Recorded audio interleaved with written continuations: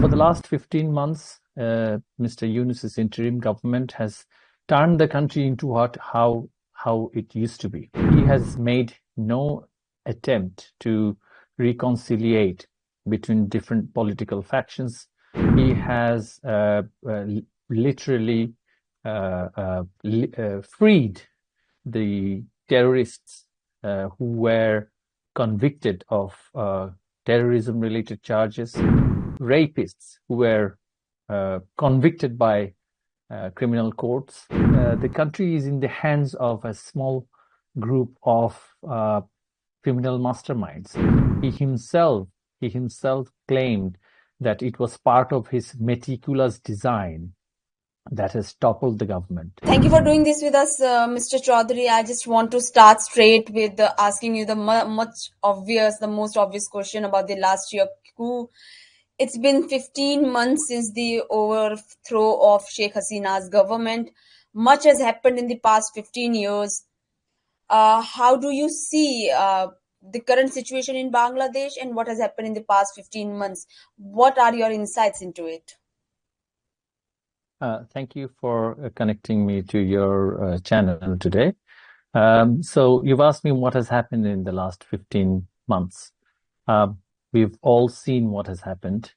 Bangladesh was an emerging economy, a stable country with religious harmony amongst all the ethnic and religious groups. It was seen as a model case for development across the world. What has now become of Bangladesh is basically that it is going back to how the Western US diplomat Henry Kissinger once said that Bangladesh could be a basket case, a bottomless basket case. It seems like those who are in charge are trying to turn Bangladesh into what it used to be in the 80s and the 90s, an aid-dependent, unstable country with instability across the country, deep-rooted, very difficult socioeconomic circumstance, widespread poverty. So this is how it was in the 80s and the 90s. So for the last 15 months, Mr. Yunus's interim government has turned the country into how it used to be. He has made no attempt to reconciliate between different political factions. He has literally freed the terrorists who were convicted of terrorism-related charges, rapists who were convicted by criminal courts. I'm not talking about the political dissidents or politically charged individuals. We can discuss about them later, about the charges they were convicted from. But the country is in the hands of a small group of criminal masterminds. He himself claimed that it was part of his meticulous design that has toppled the government. He was able to unite the anti-Bangladesh forces, the political dissidents, as well as liberal elements in some hodgepodge political understanding in order to overthrow the government of Sheikh Hasina. What started was a simple protest movement, eventually became an uncontrolled riot in which people were targeted and shot by sniper rifles, which one of his advisors have publicly mentioned that police didn't have such lethal weapon to kill the protesters, and these things have happened. And after he had taken charge on the 8th of August of 2024, he wanted to uproot the entire secular liberal political ecosystem of Bangladesh, from the grassroots to the top. It is not just about our leader Sheikh Hasina. It is also about the liberal elements of our society, such as musicians, for example, or actor actresses, Sufi shrines who have been known to be very liberal in their practice of religion Islam, ethnic minorities from Chittagong hill tracts to the plain lands, and most importantly, the religious minorities, our Hindu community, the Buddhist community, as well as the Christian community. So they feel vulnerable in their own country now. So the way he wanted to portray it as that it is just a purge against Awami League, which he never denied, because he wanted to purge the party itself. Although, I mean, if you were to hypothetically consider that somehow responsible for certain things, certain allegations, but it was the people in government that you could just try and see what they have done, but not the activists, not the average grassroots level activists. They had no say in how the government was running. So he had arrested hundreds of thousands of our activists, journalists, professionals, and put them in jail without trial for the last 16 months. So the whole of the country has now become a jail. This is what I want to ask you, Mr. Chowdhury. You were the part of the cabinet when this coup happened. You have seen things very closely, and you, in the past 15 years, you had the ample time to reflect on what went wrong. Who, in your view, was responsible for all this? And do you see any mistake on part of your government, like the use of force that was used during the protest? Can you tell us a bit on that? Yeah, see, when law enforcement is attacked with lethal weapon, and their police stations are burned, and their members are killed in large numbers, targeted by these extreme elements, they're not going to sit down and wait for government order as to what type of weapon they will use. So they had to respond. The question is whether that response was reasonable and proportionate given the situation. Now, in no way I find their responses were unreasonable and disproportionate. When you have members of the police forces being burned to death, a pregnant constable of the police begging for her life, and saying that she's carrying a baby in her womb, and she should be spared from this criminal, crazy, lunatic gangs, and she was burned to death. When you face such kind of horror, what do you expect from the law enforcement agency? Given the sheer mammoth scale of the attack across the country, and especially around the Dhaka city, they had no other option but to do what they did. And if they were repressive, they were disproportionate, and if they were hell-bent on crushing all kinds of protests, we wouldn't have been in this situation, to be honest. And from the very beginning, we were tolerant. We saw it as a legitimate demand for job quota or getting rid of it. It was a matter that was decided in the High Court, and the next hearing date was pending.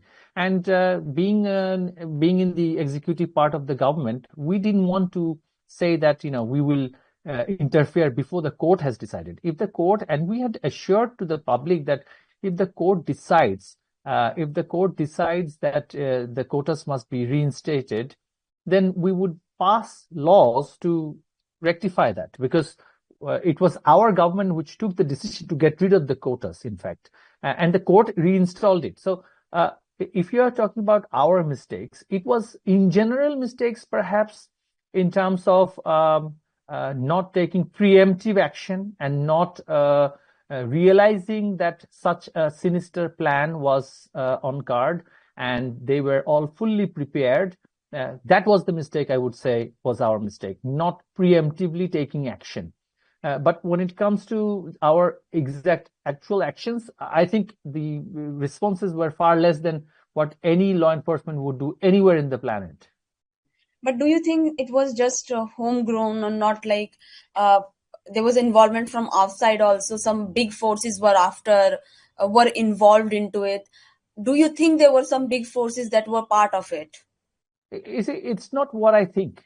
Um, it is in the media, it's in the social media, and also if you hear what United States President of the United States, Donald Trump, has himself said, that money, U.S. taxpayers' money, was being channeled into unknown NGOs and organizations, and the government of the US didn't have a clue, at least the government that we know of, not the elements within it.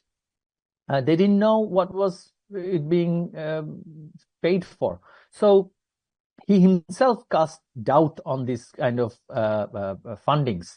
And it's not just us saying it, it's he himself saying it, And we've seen how Clinton Foundation has behaved post 5th of August, how they were celebrating the people who claimed that they have killed people, who had claimed, I mean, not once they have said there's need for reconciliation, there's need to investigate what has happened in terms of at least the killings that had happened, whether it was an innocent citizen or a police personnel or a political activist.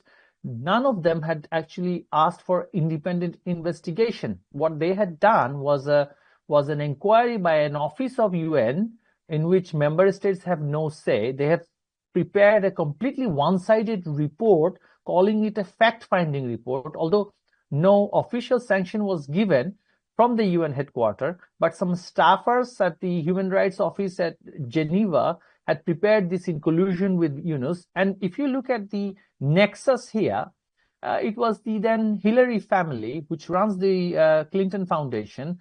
And we have been told that somehow certain elements within the State Department was also involved. The then ambassador of US in Bangladesh, Mr. Peter Haas, who after his resignation or his tenure, he had joined a company which has oil and gas concession inside Bangladesh, Accelerate Energy. Now, this is a clear case of conflict. Like, that man does not want to leave the country. He wants to stay there in order to complete the chaos that he had started in collusion with the Yunus regime. So it was, I will say, a privately funded mission where foreign mercenaries were involved, not just money. You've seen extremist elements in Pakistan, Lashkar-e-Taiba, and some other outfits, Jamaatul, I think, Mujahideen or something, one of the extremist elements within Bangladesh, and they claimed that they had they've given an answer to Sheikh Hasina's government for what she has done to their colleagues, their militant colleagues.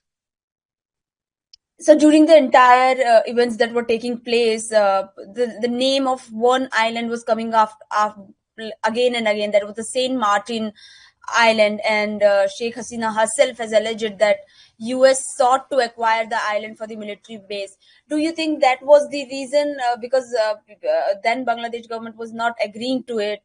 That was the reason of whatever happened in Bangladesh? You see, when it comes to dealing with the United States or any other country of that scale, of course there will be disproportionate and unreasonable demands on the smaller side of the bargain. So it's not just the US who would demand such a thing, but also if it was another large country. For example, we've heard that certain European countries wanted Bangladesh to buy Airbus planes. Of course, given the country's reserve situation, it wasn't possible. So whether these reasons played a part in their decision, I can't comment on that. I don't think these were exact reasons. These were not the main reasons. They were used to escalate the situation and to stop the administration from stopping their elements from acting on a regime change operation. So these were all bundled up to convince decision makers there that it is a government which is hostile to you, and therefore an attempt is being made to topple this government, so you need not intervene. We've had fantastic relationship with US government since the Obama time, 2 Obama administrations, 1 Trump administration. I mean, we had no issue. Every government that we had ran since 2009, we had fantastic relationship. We had bought aircraft from them. We had made investments from the US, Chevron and other large conglomerates into Bangladesh. It's not a US versus Bangladesh issue at that time. It was personal agenda of Yunus and Clinton family. And Mrs. Hillary Clinton, during her time when she fought the contest with Donald Trump, you've seen the emails which were disclosed where Mr. Yunus was privately donating to Hillary Clinton's campaign initiative, money taken out of Bangladesh without any consent from the Reserve Bank, the central bank. And he was involved in all kinds of money laundering in order to facilitate Mrs. Clinton. So it was a personal, almost a mercenary mission, I should say. So they were hired people, and the whole project was a mercenary mission. When Muhammad Yunus took over, he was touted as someone who is unbiased and freedom-loving, and he will change the country. Whatever is happening, there will be so much improvement. But we are seeing what is happening there. There has been reported rise in communal violence and hate crime against minority. Number speaks for themselves. At least 2442 such incidents between August 2024 and June 2025 have occurred, according to a right group. How worrying is this trend, and how do you see it? You see, rights groups' data, I don't believe them. The reason being the number is too few. Rights groups are only reporting what is being reported in the media, and the media is not acting independently. The media is controlled, censored, and totally under the control of the current administration. So what the rights groups are reporting is literally almost 10% of what the real figures are. Okay, so it's the way the minority community is being treated in Bangladesh. It's not just as they are treated as second-class citizens. They are not even given basic rights to stay in the country, and they're being asked to leave. And that's what had happened for the first 3 to 6 months within the country. And the entire Hindu citizens of Bangladesh, they rose up, they protested, and they sent a message to the government that, we are not a small number. It is a country of 170 million people. Yes, it is. But the number of the Hindu population in Bangladesh is 1.2 million people. It is far more than some of the European countries' entire population, and it is not a small community. And with us, with the Hindu community, there are so many people who were in agreement that they were being persecuted, they were being brutalized. And besides the Hindu minority community, how about the women in the country? They are not allowed to go out there in public without what these chaos mongers and the religious extremists consider modest. So they're enforcing their dress codes, their moral codes on the girls, irrespective of her religion. And already we have seen that the positions of music teachers and physical education teachers, sports teachers, have been abolished in primary schools from government schools. And they've changed the entire syllabus structure in schools to facilitate fake news, fake history, and their version of history of Bangladesh. And turning the whole country into another communal jungle, where just like in Pakistan, that's what they want to turn the country into. Because you see, Pakistan shares a border in one side of India, but Bangladesh is literally within India. It is surrounded by India. And if you can create successfully a hate-filled, a large portion of the citizens into hate-mongering communal beings, then it poses a major threat for the entire region, including India, of course. But I tell you one thing, Bangladeshis are not communal in their by their very nature. They are trying everything possible to turn the country into a battlefield of communal forces. But still they are not successful. They're not being successful.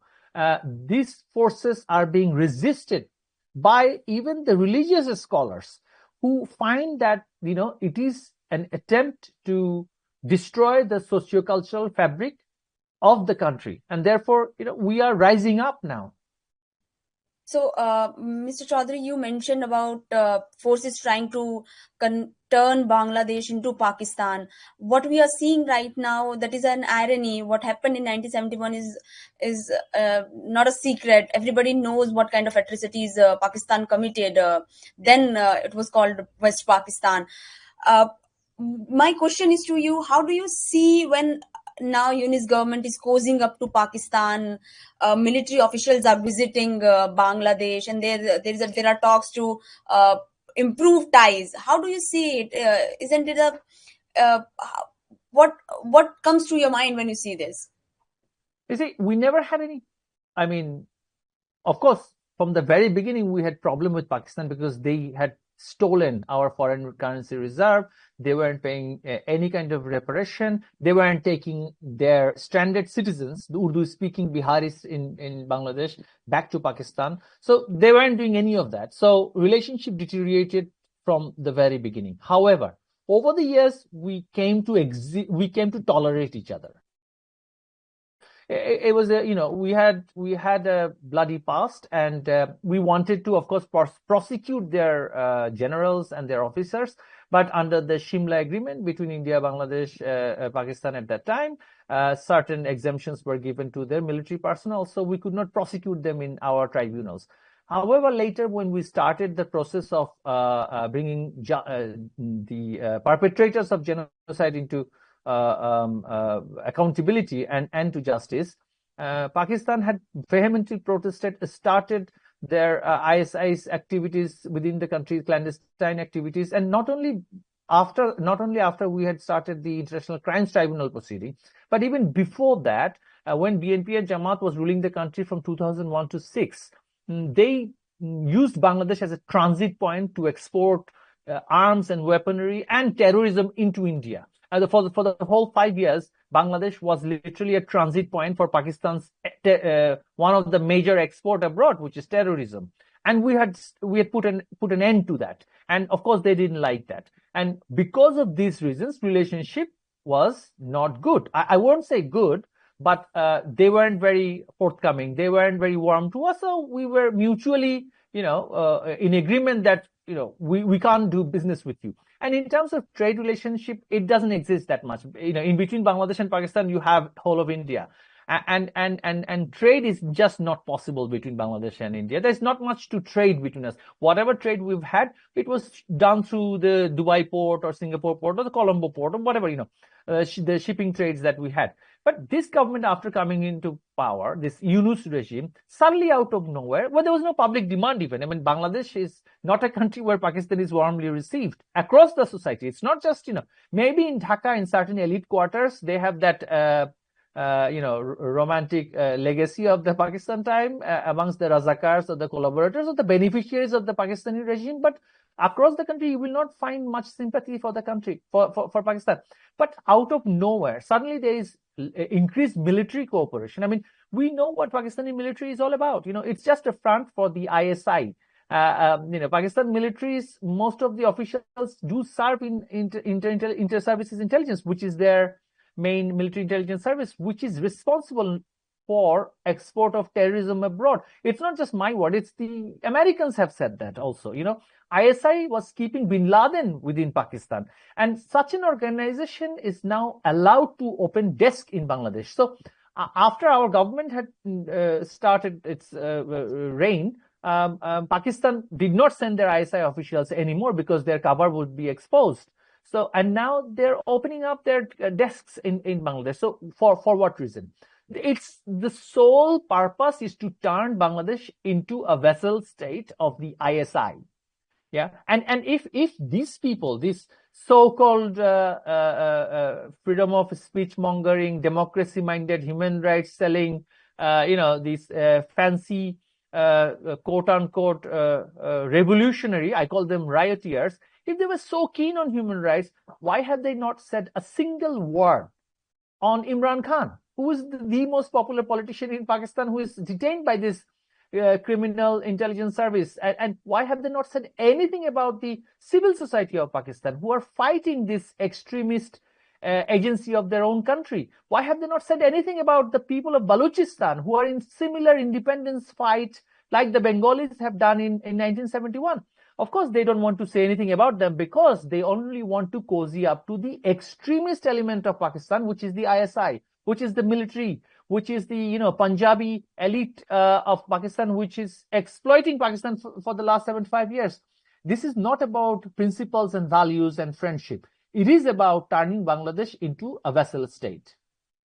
Mr. Chowdhury, when we talk about when the coup happened, there was a big demand about election, that election should happen immediately.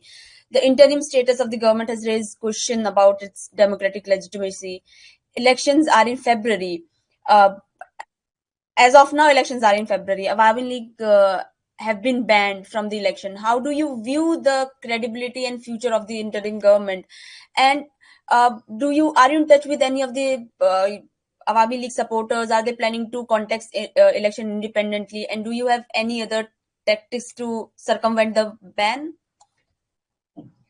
You see, election is not election. For any election to be credible and to be accepted across the world, including to the people of Bangladesh, it has to be inclusive. They complained that during our time, we've held elections which was not inclusive. However, I should remind your guests here, in 2014, when we held one election, BNP and Jamaat and its allied parties, they actively boycotted and said, we will not take part. It wasn't that we banned them or we stopped them from taking part. They themselves decided they will not take part. In 2018, they took part. They then complained of rigging and an election not being appropriately held. Yeah, that was their complaint. But we did not ban a single party in Bangladesh from taking part in the elections. It was open for everyone. If you choose to take part, you are allowed, of course. If you choose not to take part, we're not going to force you. 2024, we held another election. The BNP boycotted it.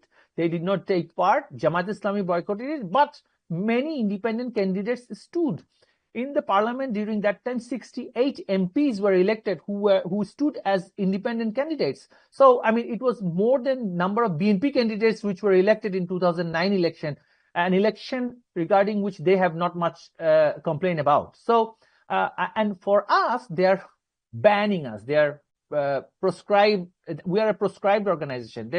They've banned us from taking part in any political activism. Forget about election. So it is a collective punishment on the entire political ecosystem. I mean, it's not just Awami League that has been banned. Awami League has been banned legally. I mean, with a very stupid circular which has no consideration of the law that under which it was made. Awami League has been banned. But what about the other political parties? Jatiyo Party is not being allowed to do any kind of procession in the country. Then you have Workers' Party who had for many years 2 to 3 parliamentary seats in the parliament, directly elected by the people. Communist Party of Bangladesh. There are so many Bangladesh Socialist Party. There's so many left and right-wing political parties in Bangladesh who are now actively purged. So it's not just Awami League. So it's not a question of whether Awami League will attend or not. A large portion of our electorates are being disenfranchised by this one-sided election that they're planning to hold.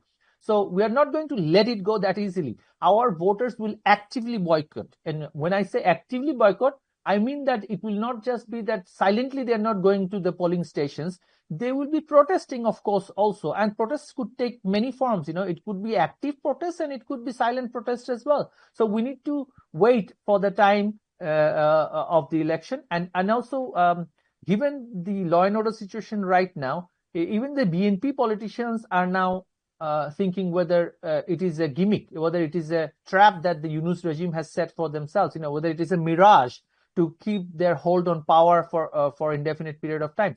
So there is no hope for an election, even if there is one, even if they have a government in place post that one-sided election, it's not going to be sustainable government, because it will not have the mandate of the majority of the people. Mr. Chaudhary, India and Bangladesh always share this robust relationship. We had strong ties. How do you see now whatever is happening in Bangladesh? How do you see this relationship panning out in future, in coming days?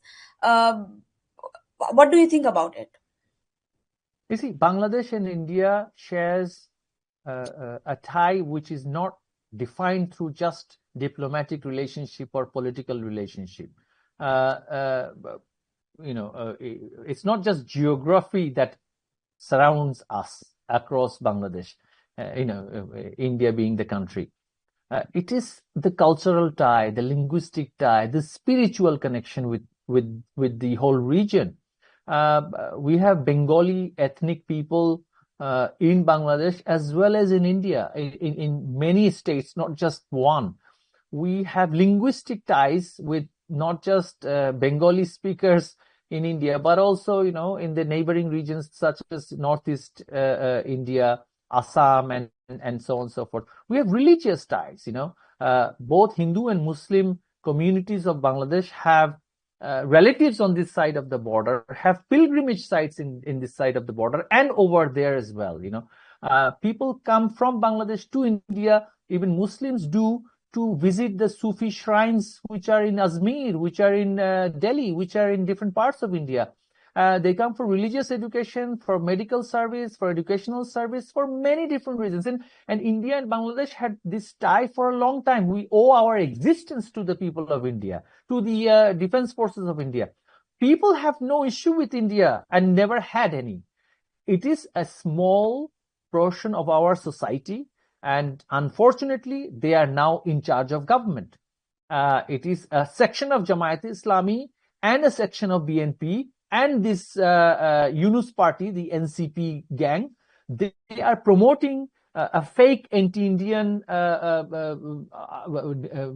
misinformation campaign, a disinformation campaign across the country. And through this, they're trying to agitate the people. People aren't bothered. People know that our dal comes from India, our chal comes from India. Even, we have to hold umbrella in Dhaka if there is rain in Meghalaya, because the water flows through Bangladesh. There's no way you can live without India, as India is across us. For everything, we are not just interdependent. We benefit from each other. So one of the major employers of Bangladesh, which is the RMG sector, the raw materials come from India. The mid-management level, the executives come from India, and they have done so well in Bangladesh. The industry has done so well thanks to collaborative effort from Indian executives, Sri Lankan executives, capital from Bangladesh, and raw materials from India, which is provided for jobs in Bangladesh. And we earn foreign currency out of it. So it is a beneficial relationship. It's not a one-sided relationship. India-Bangladesh relationship is not a one-sided relationship where one party is the colonial master, the other one is a satellite country. It's not like that. So, but these people, they have no commitment to the people of India, people of Bangladesh. And therefore, they want maximum level of chaos, maximum extent of trouble. So that's what they're trying to do. Because they have no public support. They need a cause, some sort of reason, excuse to stay in power. My last question would be about Mr. Chaudhary. I know I have taken you a large amount of time. My last question would be about, we have seen that the interim government, we've read reports, led by Yunus, has sent a not verbal to India demanding Sheikh Hasina's return for judicial proceeding. How do you see this move, and how should India respond according to you? Under international law, for this request to be entertained by any country, first of all, the prosecuting country has to prove that the trial that they're holding of the accused person is fair, is free, is non-biased, and it's not political in nature. The trial that Bangladesh, this interim regime, is holding against her is entirely political. It is entirely biased, and it is through an illegal amendment of the law. this government has no authority to amend the law. They have made some amendments for which they themselves lack jurisdiction. There is no parliament to change the law, but they've changed the law through a statutory order in the cabinet, which itself is questionable and totally illegal. An elected parliament can simply negate it, can simply not pass it, and therefore the whole trial will be questionable and illegal. So the very basis, the very beginning of this so-called trial is illegal.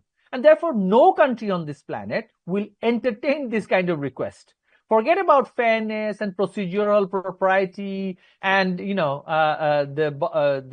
other aspects of justice, and the individuals who are involved in prosecuting her are also the people who were in the defense of the war criminals who were indicted in the past. Whilst they were serving as defense lawyers of these individuals, they've now suddenly become prosecutors.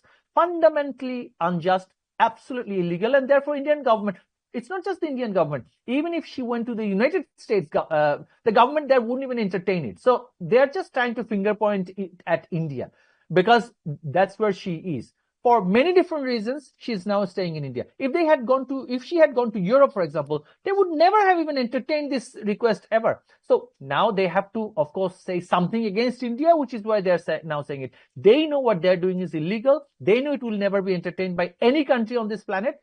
But of course, they're doing whatever they feel like right now.